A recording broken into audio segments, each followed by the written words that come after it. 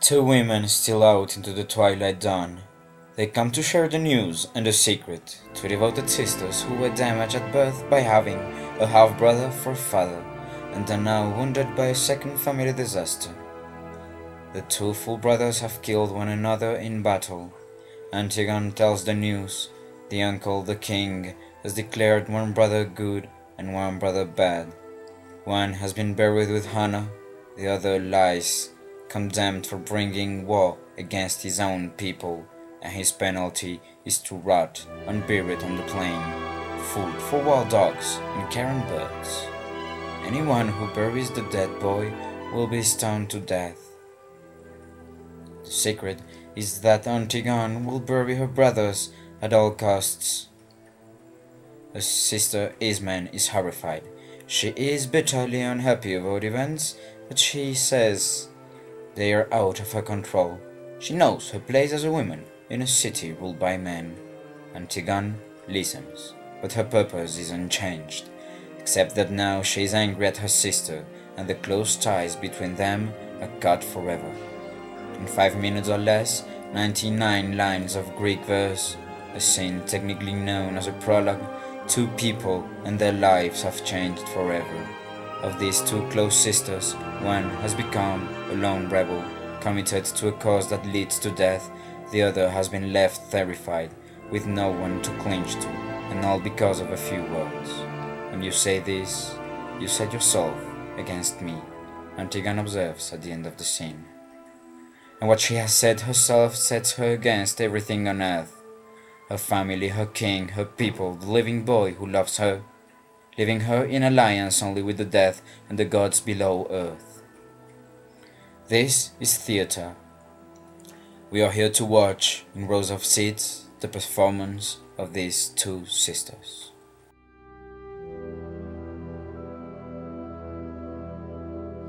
And it is there in ancient Greece that our story begins.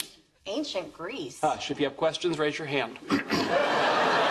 It's a warm summer evening, circa 600 BC. You've finished your shopping at the local market, or agora. The theatre, at least the Occidental theatre, was born in the classic Greece. To date it is probably impossible, but there are at least 3 names that must be recalled: Sophokles, Aeschylus, and Aristotle. The first 2 names denote important playwrights.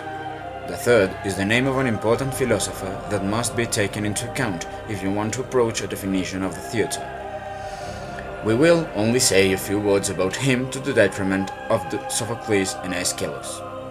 Aristotle in the Poetics says, "Epic poetry and tragedy, comedy also and dithyrambic poetry, and the music of the flute and of the lyre in most of their forms are all in their general conception modes of imitation. They differ, however, from one another in 3 respects: the medium, the objects, the matter or mode of imitation being in each case distinct." Basically, Aristotle thinks that every art is mimesis. It imitates something, but each one, according to its genre, imitates different things in different ways, with different materials.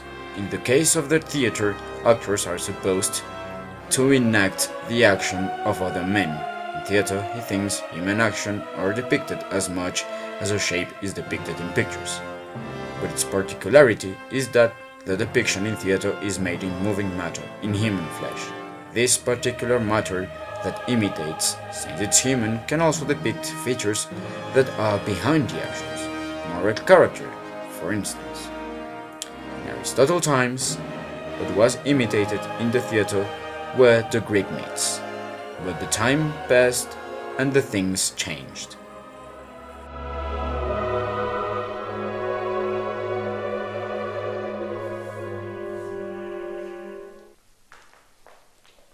Ami son Arlecchino batocho, orbo da orecha e sordo da noche.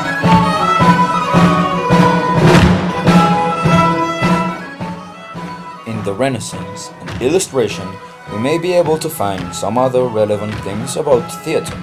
Certainly, we may say that the principle of imitation is still a good definitional criteria. but there are some things that are added to it that are relevant. In Aristotle's account of the theatre of his time, he says that the actor must recreate a particular character of a myth, Oedipus, for example. But in the Renaissance and the Elizabethan theatre, the characters that were enacted were not mythic characters. Certainly, King Lear or Esganare are not the kind of characters that Antigone or Ismene are. You could say that they all are fictional, but Antigone and Ismene are the product of a tradition, of a religion, of a set of cultural institutions.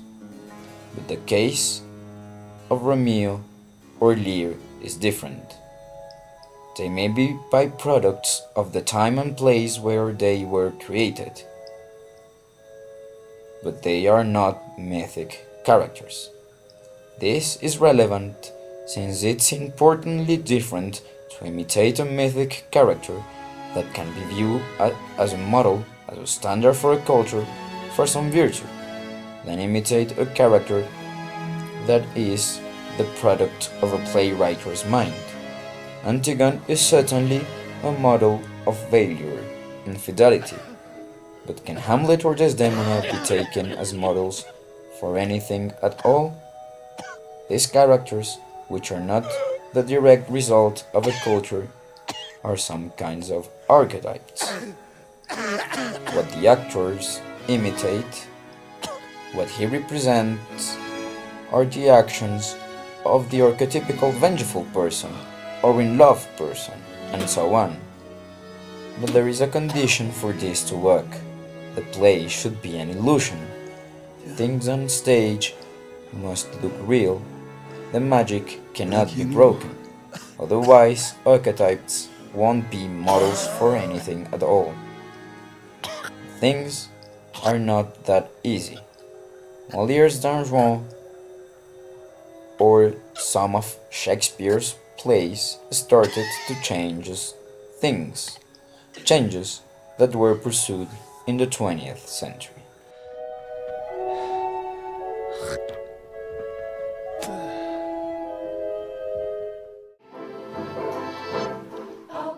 To talk about the 20th century is way too difficult, since fast changes happened all the time.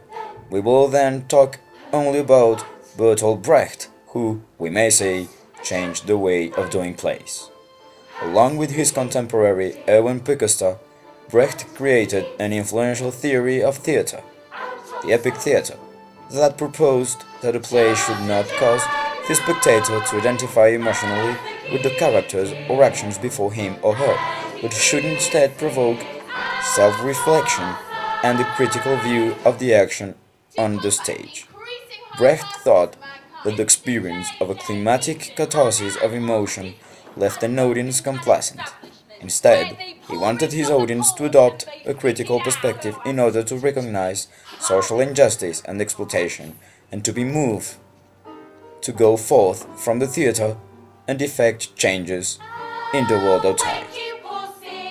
For this purpose, Brecht employed the use of techniques that remind the spectator that the play is a representation of reality and not reality itself.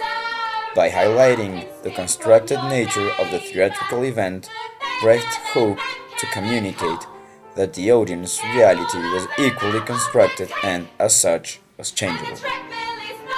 One of Brecht's most important principles was what he called distancing effect or estrangement effect. This involved, Brecht wrote, stripping the event of its self-evident, familiar, obvious quality and creating a sense of astonishment and curiosity about them. To this end, Brecht employed techniques such as the actor's direct address to the audience, harsh and bright stage lighting, the use of songs to interrupt the action, explanatory placards, and, in rehearsals, the transposition of text to the third person or past tenses, and speaking the stage directions out loud. We began with theatre as imitation, as a representation of human actions. But here apparently the point is not to imitate human actions, but to change human actions. This through the representation, through a fake reality. That's the end of that, then.